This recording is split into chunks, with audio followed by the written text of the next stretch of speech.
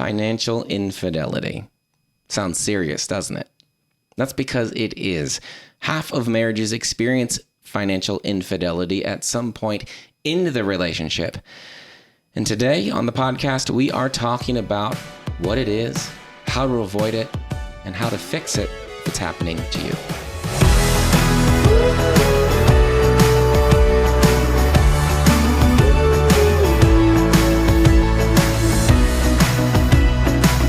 Welcome back to the Catholic Money Show. I am excited to dive into this topic today because it's a biggie, and I am not afraid of jumping into the big explosive topics when they are for the benefit of us and our listeners. And so we are excited to have you joining us. Financial infidelity. It's a biggie. It's a juicy one. It's a biggie. And I will start off by saying it's not always something that I think is going to be conscious or something that is going to be huge. This is something that can have a very wide range. Some offenses might be seemingly so small that you're not even aware of them or aware that they might even be under the category or within the umbrella of financial infidelity, but they are. And I'll say this, I used to think a little bit naively that Catholic marriages brought a level of immunity to some of the world's most divisive threats. Finances and money stress being one of those. But now that I've actually been married for more than 2 seconds, we're 11 years in, and we've now had this front row seat to working with thousands of married couples over the years, I know that it is silly to think that Catholic marriages aren't experiencing or facing the effects of this in their lives. But really, because of our shared faith, it gives us access to sacramental grace. And because of that, we have more tools at the ready for when we face these big, huge battles. And so I want you in this episode to have an open heart, an open mind. You know, we don't think that there's probably ginormous embezzlement situations going on for a majority of our listeners here, but even the smallest infractions of financial infidelity are a place where you're falling into disunity in your marriage, and we want to help ourselves and you come to that more place of being one. And so that's what this episode's about. Yeah, let me just lay out the map for you in this episode. We're going to start by defining what financial infidelity is. Yes. We're going to talk about some of the ways that it can happen in a marriage, how it shows up, right? The ways that you notice some of these things are happening. Yep. And then very practical advice on how to either stop it, nip it in the bud, or avoid it from ever happening in the first place. Absolutely. So let's begin. What is financial infidelity? Well, there is a range of activities that fall under this umbrella. And if you Googled this, you'd get a bunch of different definitions, some more serious than the other. But really, the gist and the heart of all of them is this basic definition. One spouse is hiding or withholding information about a money-related decision from the other. That's it. One spouse is hiding or withholding information about a money-related decision from the other. So let's go ahead and flesh out the range from the most minor infractions to the most serious. Let's talk about how this could look.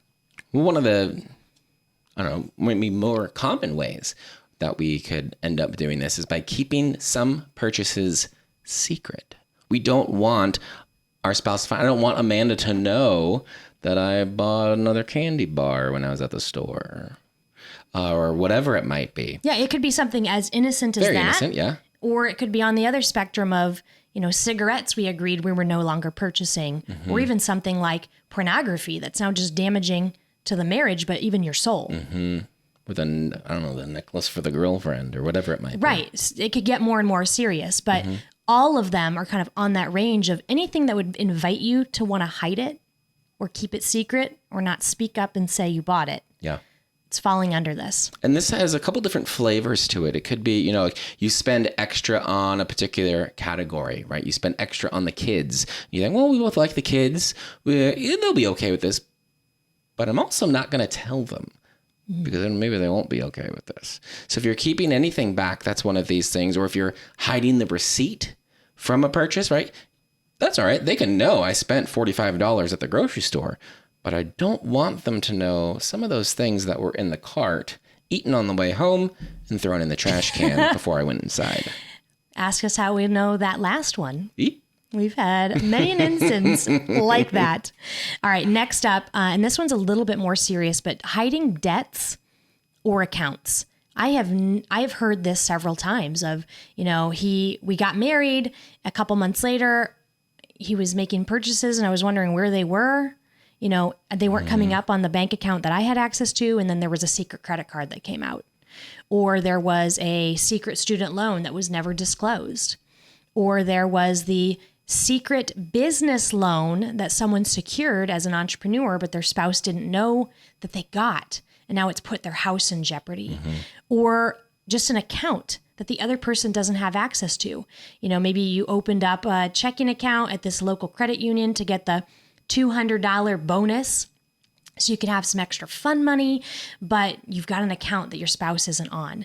And it could end there and seemingly be that innocent, but you shouldn't be opening any bank account without your spouse or their knowledge or them being in the know of why you did it.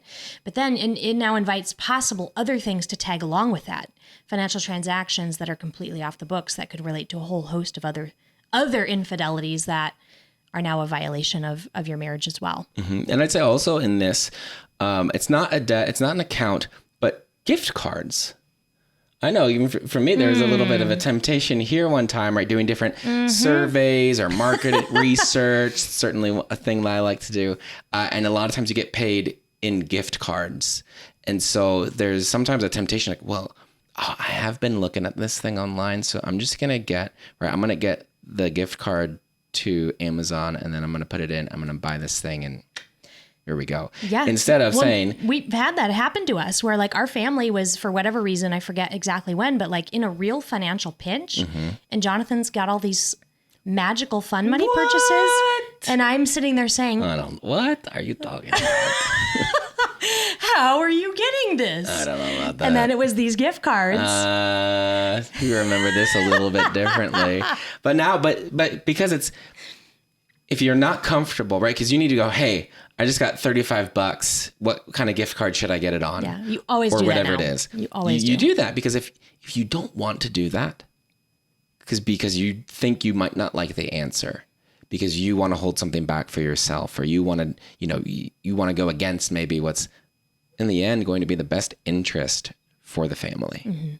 And that's trouble, and it's like you get a gift card and a birthday card or whatever. Like, yeah, I'm sure if you talk about that's your birthday present, you can use it on whatever you want. 9 times out of 10, and the answer is go ahead and just spend that on whatever. Yeah. But you have to talk about it. You need to know what's going on. Yeah, because every now and again, perhaps it could be utilized in a different way for the family.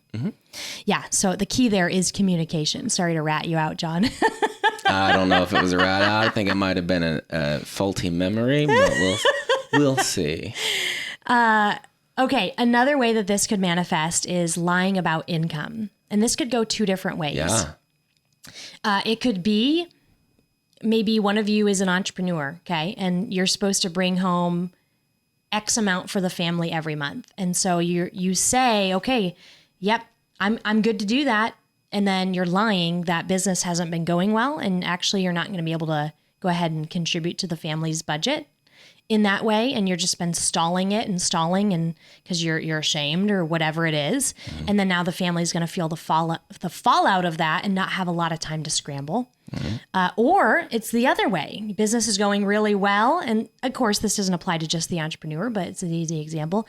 And you're paying the family some, but then you're using the extra, kind of the bumper crop, if you will, to kind of fund some other purchases that you're not disclosing or keeping. The family doesn't know how much you made or that the sale was so good or whatever. And this can happen too if you just have a job, right? You got a promotion, you earned a bonus, maybe you got a demotion or you got laid off.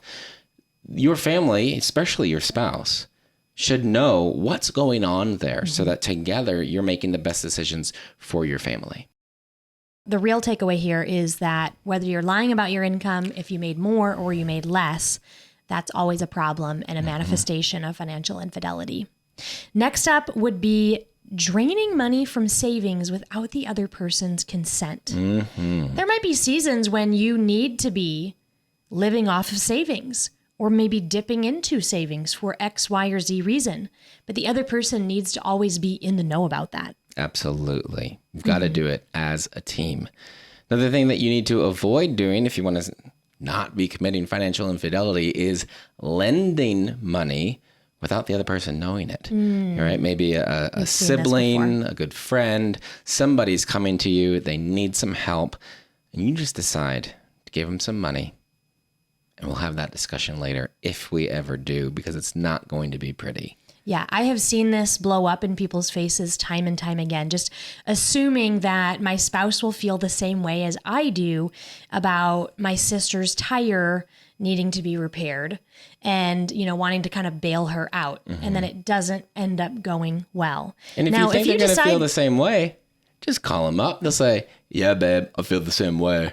And then do it. If that's how they talk to you, yeah. But the key here is that both people need to be in the know. You can always decide you're going to be generous and help somebody out. But we discourage you from making it alone, and we discourage you from ever doing it without your spouse's consent. All right, next would be hiding receipts. And you tipped on this just a pinch earlier. But sometimes it's that you've got somebody knew you went and spent $250 at Costco and they assumed it was groceries. But if they would have seen the receipt, there might have been socks, some lotions. I don't know. Could have been just something that you both agreed you weren't going to purchase or something like that. Don't mistake us and think you can't ever buy a present or a surprise gift for the other person. I mean, clearly hide the receipt for the Christmas present. But this is intentionally wanting them not to know everything in the details of what you purchased. Ooh, yeah, that's sticky. Yes. All right, take us to the next one, John. There'd be lying about the price of something, or only saying, it was on sale, or I saved this much. It was a great deal, right? When you're doing that, it's because you think, well, they're not going to be happy if they know the the amount that I spent. Well, you're hiding now. You're hiding it's another detail of a financial transaction, or you need to, or justify. You feel like you're lying to justify. You have to say, oh, it was on sale, even if it wasn't. Because there's something in that relationship there, whether it's maybe just something you've got inside you that feels like you have to justify everything, or that is how things are in the relationship. Sure. Either way, it's no good to not answer the question, right? How much was it? It was a deal. It was a deal. It was on sale. That's not answering it. That's not the answer. That's not what they're asking.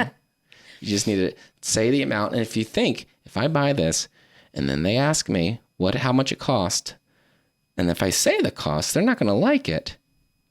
Well, maybe that's a sign to give them a call before you buy the thing. Absolutely. And we'll touch more on some setting some rules in advance later. All right, another one, and you touched on this a little bit earlier too, but just spending money on your kids behind your spouse's back. This one can be tricky because you both love your kids. You both want to spend money on your kids, and you should have in your budget every single month a line that says kids, and you should be funding it every single month. We use YNAB, and I can actually see it's intelligent enough to tell me the average that we spend throughout the year. Yeah. So it actually helps me to properly fund that category. And I really appreciate that feature because we spend more on our kids than maybe I thought we did on average, when you factor in activities and different things that you end up getting them throughout the year. But, this can be just a big one. Maybe you both decided together that, we're not going to get that Lego set. We're going to hold off on that. It's important. You don't go behind your spouse's back and purchase it anyway to be the fun person. That is not just so you can get the win in front of your kid at the expense of you and your spouse's agreement. Not cool. Don't do it. I know it can be a temptation for some parents.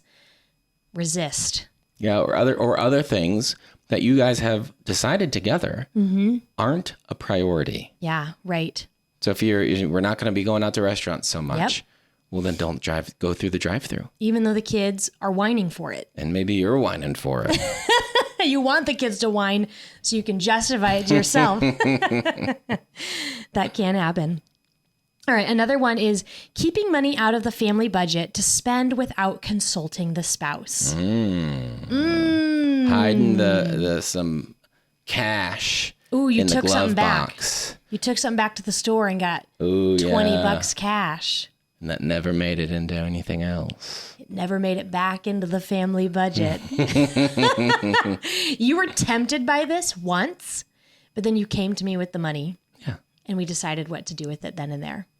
I currently have $3 in my purse from this situation that happened a couple weeks ago. Got to work that back in the budget. I haven't spent it because I knew we needed to work it back in. You haven't. But if you feel the temptation, you know, I would notice in me, like if it was, that $3 would cover that lip gloss you like. That didn't come up. But if it did, that would have been, I would need to check that, because that's a spirit of financial infidelity trying to creep out. And it's not that Hide it spending off the books. $3 on yourself is a bad thing. Nope. It's spending secretly is not good Yes. for your relationship. Absolutely. Yeah, because this is our marriage, the most important relationship, and we're supposed to be one. Even the tiniest infraction of anything that would bring division is to be brutally attacked and rooted out of this relationship. Because we're one. It's us against everything else. Yeah, us versus the world. All right, take us away to the next one. This would be buying big ticket items without your spouse's agreement or consent. Right? Maybe it is maybe it's a good deal. Maybe it actually is a great deal on that TV or that computer or that whatever it is, those headphones. If it's a big deal, right? If it's going to require some major reshuffling of your budget, maybe it would even put you in a tough spot. You need to talk to each other first. If you're not doing it, you're breaking the trust between the two of you in this realm of, we are going to handle our finances together. We make these decisions together for the good of our family. Yep. Except for this time, I'm just going to do it on my own. Right, exactly. Now, so this falls into we're coming into the holiday season. Yes. Don't show up with a vehicle, with a bow, as they show on the commercials, unless you are a multimillionaire and you paid cash. Go ahead then. I don't care then. It's not a big deal. But for everybody else who sees that commercial and wants to go ahead and do the same thing, they just signed their family up for $550 a month in payments. And now that's hardly a gift. And you might have even gotten the wrong color. Yes. So don't do that. All right. So we talked about some of the ranges of how this could some play. of the activities that fall under financial infidelity. But how do you know if those are going on? When do they rear their head? What signs show you to look a little closer? Yeah, so maybe you yourself aren't falling into this, but how could you end up noticing, or how have couples noticed it happening? Yeah, it could be that large purchase. It could be that TV there's a showing car. up. Yeah, there's a car in the garage. There's a TV in the basement. Or, A designer purse. bank account balance is a lot lower than I thought it was. Yeah. What's going on? Oh, I see. And so that can obviously spotted alert it. you to the large purchase, but maybe there's other things going on that then get discovered after that big flag goes up. Another sign could be just account balances being off. You know, you maybe were in the details of the budget and your checking account is supposed to have $3,400 in it. And you looked and you just can't figure it out, but it only has $2,200 and you're just not getting the math to actually reconcile with itself.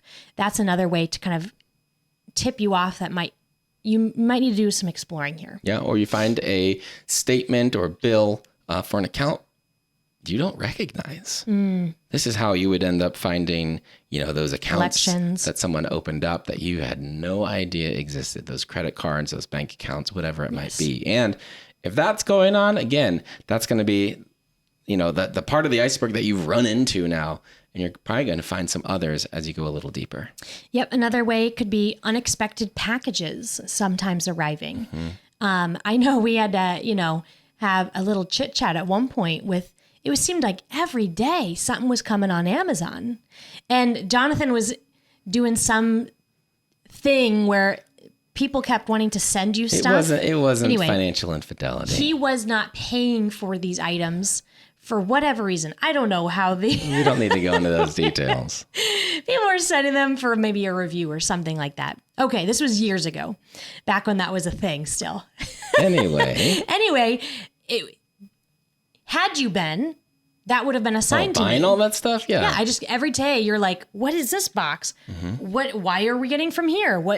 That's assigned to you and you didn't know they were coming, you might need to go explore more. Yeah. So then also if they're just secret, they always have to go get the mail so you don't find the envelope with the bills in it. You're not allowed to look at their phone or their computer. Yep. Because you're not going to see the login open for that credit card or whatever it might be. So if there's just secret-y acting going on, something that seems like they're maybe wanting to hide something, and then what is it that you are hiding? Yeah. So why is financial infidelity? Why? What for reason? Why is financial infidelity pursued? It's easy to sit here and think, oh, it's you married some two-faced Jekyll and Hyde who's out to get ya, and it's the most evil person on the face of the earth.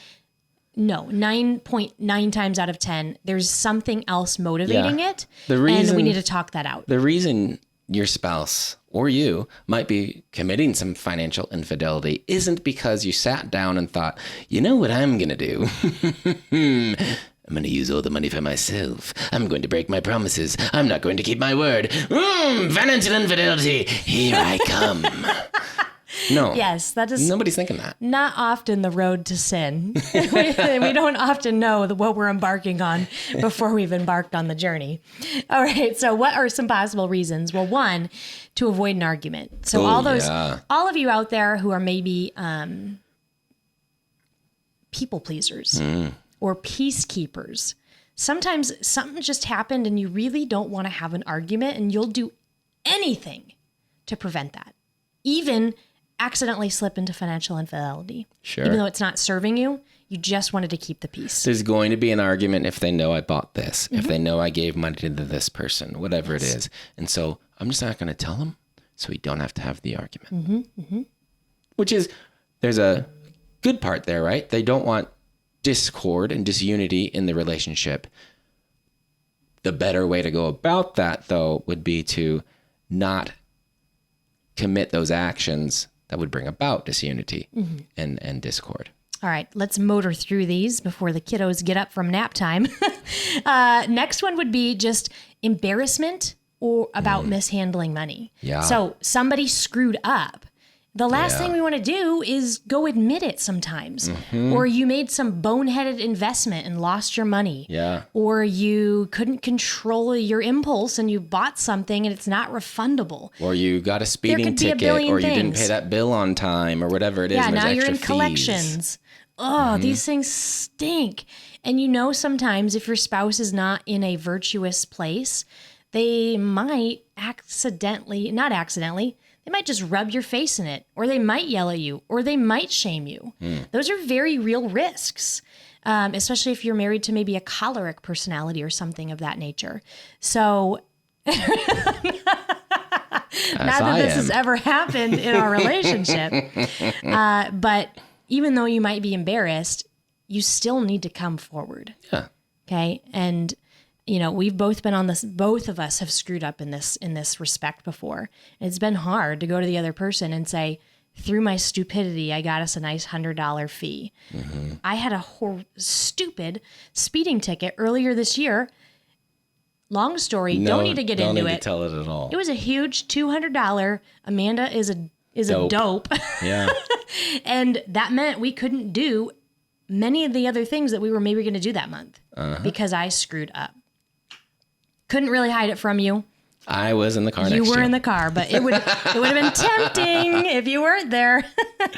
Another reason to do this might be just to feel more in control financially. Maybe things are a little tight. Maybe things are a little uncertain.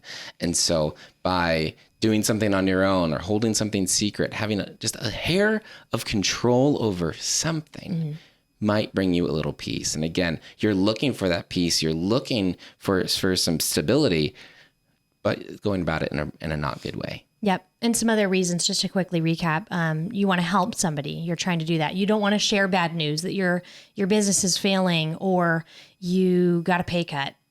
You could be operating out of selfishness. I mean, Yeah, that happens. lots of things that I do end up coming from that motive, unfortunately. And then calling ourselves to be a little bit more selfless and to practice opportunities to go against the selfishness. And then a good deal bit might just be flat out ignorance. You had no idea that buying things in secret. I wasn't trying to do that. Oh, my. Yes, exactly. You weren't trying to. I didn't realize. I didn't know. Probably the most common source of and reason of financial infidelity. All right, let's bring this on home, John, with 6 different things that they could use to nip it in the bud, avoid entirely, or maybe heal from some financial infidelity that's happened in the past. A lot of these events that can come up, these actions that can be taken, a lot of the fallout is because a couple isn't on the same page financially. Yes. You haven't sat down and figured out what are our priorities as a family. How do we talk about money? How much money is coming in? Yep. How do we want to spend it? What's our plan for this? What are our goals and objectives? How are we getting towards there? All of that, because you're not on the same page, there's that disunity in our actions. One great way to get on the same page is through the Wallet Win Money Together workshop. We take you through dreaming together, prioritizing together, planning together, and understanding where each of you are coming, where you're coming from yourself, and then where your spouse is coming from, identifying where you want to go together and making the plan to get there. So you can learn more about that at walletwin.com/money together. Yep.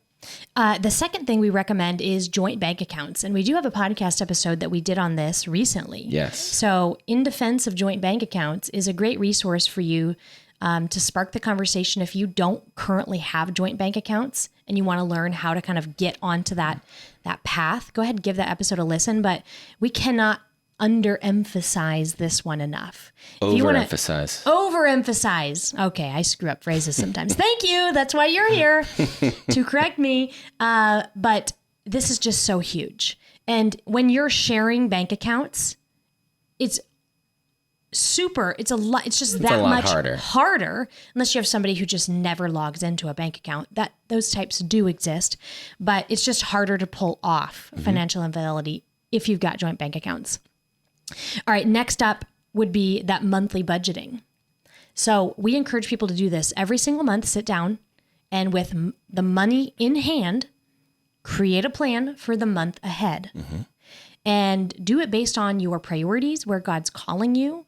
And our first category that we always fund together is our giving category. And then from that space, we now assign the dollars that God has entrusted to us down amongst all the different things that we want to make sure get covered. And in the budget, it's going to help you. Maybe some of these things that you've been creeping into financial infidelity about are things you just need to create a budget category for. Yeah. Okay. You going and getting a coffee at the drive-thru and your spouse is getting irritated about it. Okay. Well, let's have a conversation about the fun money. Okay. I should have some money every month where I could just do whatever with, and that this person doesn't necessarily have to agree that they would spend money on it too, but we've dedicated this much for me to do whatever I want with. And sometimes just having that budget category for the different purchases, now there's no real reason for financial infidelity because everything that you wanted to spend money on is covered somewhere in the budget. It's a really proactive step. You're making the plan. We want to spend our money on this, on this, on this. So then when you're in those positions to spend the money, when it's time to, swipe the card or whatever it is, you're doing it according to the plan that you guys already talked about. Yes. You're spending that on the kids. You're giving this away. You're going to do whatever. And that can eliminate a lot of the arguments that are going on. Absolutely. Another thing is to agree on a kind of a max purchase amount. Sometimes, things come up. There's a particular way to spend some of the money, whether it's furniture or just a really great sale at the grocery store, we're going to stock up on meat, whatever it is. Have that max amount, right? If the purchase crosses X number of dollars, give a quick call talk about what some of the implications of that purchase might be, create a plan together, and then move forward. Yeah, absolutely. This can happen. And I think that this number is probably going to be individualized to each couple. Some people might want to have a threshold of $50. Anything over 50 feels like a large purchase to them. Other couples, it might be $500. But you don't want to make it too huge because then you could almost never have to engage with the other person, because how often are we making multi-$1,000 purchases in any given month? Yeah. Not that often. Most times if we're going to have financial fidelity, it's going to fall a lot lower on the totem pole. So probably somewhere between $100 and $500 for most folks. All right, next up would be to report all income to be decided together. So just when you come to that monthly budget meeting, you're dumping your paycheck, both of your paychecks, however many are coming in. Doesn't matter how you made them, self-employed, W-2, contractor. Selling stuff on eBay or Etsy or anything. Yep, selling stuff on Marketplace, put it in the pot.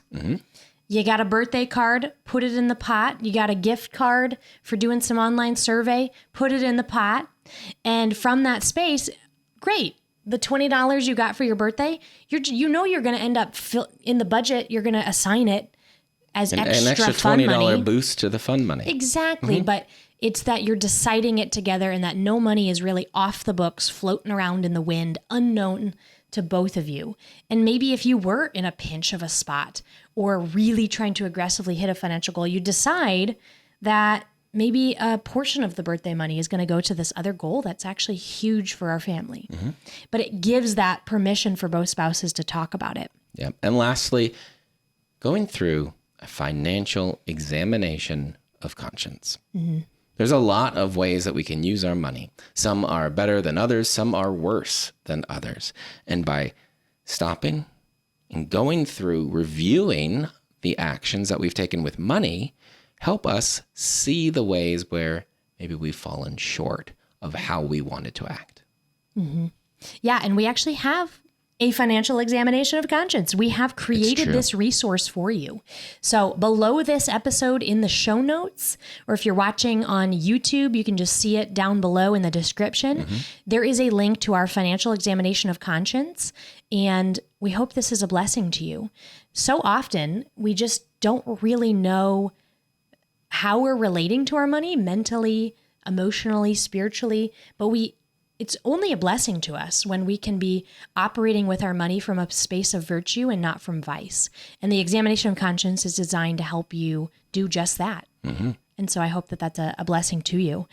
But that's a wrap on the episode of what financial infidelity is and looks like, why somebody might go ahead and commit it, how often or how you might discover it in your relationship. And then we talked through 6 different ways that you could kind of battle it, heal from it, nip it in the bud, or prevent it altogether.